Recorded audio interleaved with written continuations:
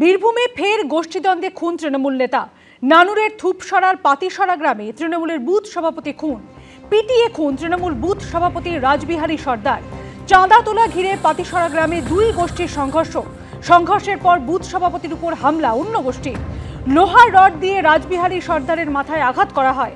পূর্ব বর্ধমানের মঙ্গলকোট হাসপাতালে নিয়ে গেলে মৃত বলে ঘোষণা করা হয় তৃণমূল নেতাকে।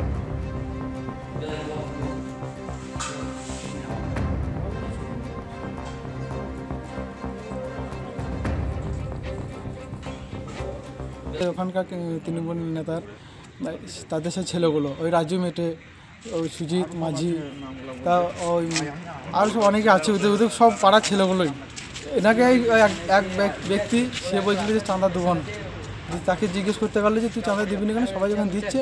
তো এই উচ্ছিত হতে হতে আমরা বাড়ি আসছিলাম, আর বাবা লাস্ট আসছিলো, ওকে ধরে নিয়ে ও বুদ্ধিদের মাঝির বাড়ির দুয়ার পর্যন্ত নিয়ে চলে গিয়ে ওকে ফার্স্টে মারধর করেছে। আমরা ছাই থেকে, আমিও মার খেয়েছি দেখেন, ছাই থেকে মাথায় আঘাত, পায়ে ফ্র্যাকচার। আমি চাইছি যে আমার তাদের স্বাস্থ্য, আমার বাবা এই অকালে জীবনটা দিয়ে দিল, আমার কেউ নাই আগামীর মধ্যে, আমি একটাই ছেলে, আমি কী করে সংসার চালাবো? আমার সংসারের হালটা পর্যন্ত জানি না ঠিকমতো। 1992 সালের 6 ডিসেম্বর ভাঙা হয়েছিল বাবরি মসজিদ, উত্তাল হয়েছিল দেশ। 33 বছর পর আরও একটা 6 ডিসেম্বরে পশ্চিমবঙ্গের রাজনীতিতে ঘটনার ঘনঘটা। একদিকে শনিবার মুর্শিদাবাদের রেজিনগরে বাবরি মসজিদের শিলান্যাস করার সিদ্ধান্তে অনড় ভরতপুরের বিধায়ক হুমায়ুন কবির, তখন অন্যদিকে কলকাতায় সংহতি দিবস পালন করবে তৃণমূল। মেয়র রোডে তার প্রস্তুতি শেষ পর্যায়ে। অন্যান্য বছর তৃণমূলের সংখ্যালঘু সেল এই অনুষ্ঠানের আয়োজন করলেও এবার যুব ছাত্র সংগঠনের উদ্যোগে এই অনুষ্ঠান হতে চলেছে। যদিও শনিবার সংহতি দিবসের মঞ্চে থাকছেন না মমতা বন্দ্যোপাধ্যায়, থাকছেন না অভিষেক বন্দ্যোপাধ্যায়ও। শুক্রবার সন্ধে মেয়র রোডে তৃণমূলের কর্মসূচির প্রস্তুতি খতিয়ে দেখতে যান সেনা আধিকারিকরা।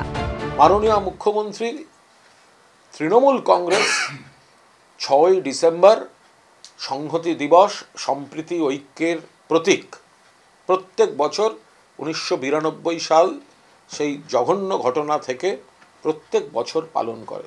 ধর্মকে যারা ভোট ব্যাংকের ভেদাভেদ বা মেরুকরণের হাতিয়ার হিসেবে ব্যবহার করছে, তারা যদি গীতাকে ব্যবহার করতে চায়, স্বয়ং শ্রীকৃষ্ণ এই গীতাকে মিসইউজ করতে দেবেন না।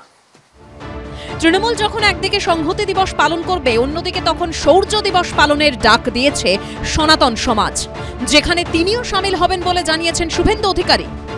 আমরা শৌর্য দিবস পালন করব প্রত্যেকটি হিন্দু, এবং আমি কালকে কলকাতাতে শৌর্য দিবস পালনে অংশগ্রহণ করব। শনিবার কোন পক্ষ কি বার্তা দেন সেটাই এখন দেখার। আশাফুল হোসেন, সন্দীপ সমাদ্দার ও সুকান্ত মুখোপাধ্যায়ের রিপোর্ট, এবিপি আনন্দ। 1992 সালের 6 ডিসেম্বর উত্তরপ্রদেশের অযোধ্যায় বাবরি মসজিদ ধ্বংস করা হয়েছিল। তারপর সরজু ও গঙ্গা দিয়ে অনেক জল বয়ে গেছে। আজ 33 বছর পর ভাগীরথীর পারে মুর্শিদাবাদের বুকে বাবরি মসজিদের শিলান্যাসের ঘোষণা করে রাজ্য জুড়ে আলোড়ন ফেলে দিয়েছেন সাসপেন্ডেড তৃণমূল বিধায়ক হুমায়ুন কবির।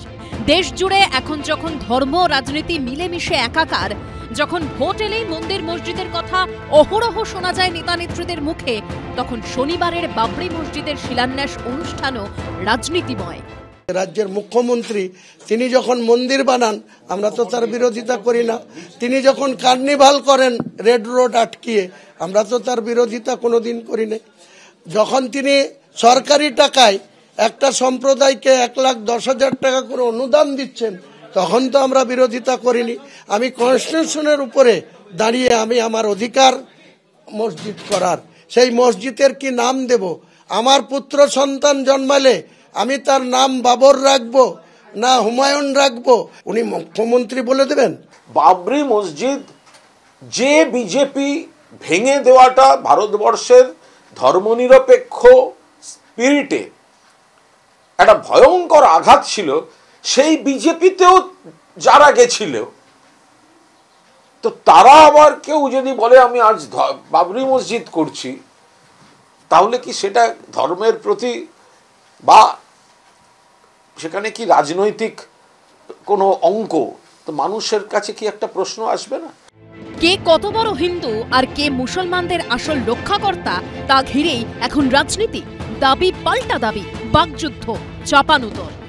মোগল পাঠানরা ভারত দখল করতে এসেছিল এবং আমরা যারা রাম ভক্ত, আমাদের আগামীকাল 6ই ডিসেম্বর শৌর্য দিবস। আমি বাবরি মসজিদ করব বলেছি, তার জন্য সাসপেন্ড করেছে। তৃণমূলকে এর জন্য খেসারত দিতে হবে। 26-এর ভোটে তৃণমূল কংগ্রেস প্রাক্তন হবে। নেতাজি বলতেন, আমাদের দেশের হিন্দু মুসলমান এই দুই প্রধান সম্প্রদায়ের মধ্যে বিরোধের কোনো চিরন্তন কারণ থাকতে পারে না, এটা নেই। এক শ্রেণীর স্বার্থান্বেষী লোক ক্ষুদ্র ব্যক্তিগত স্বার্থের লোভে উভয় সম্প্রদায়ের মধ্যে কলহ ও মনোমালিন্য সৃষ্টি করে বেড়াচ্ছে। তাহলে এখন কেন স্বাধীন ভারতের বুকের রাজনীতি সেই হিন্দু মুসলিমময়?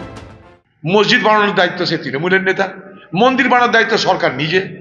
তো আমাদের দাবি তো স্কুল বানানো, কলেজ বানানো, শিল্প তৈরি করা, এগুলোর কি হবে?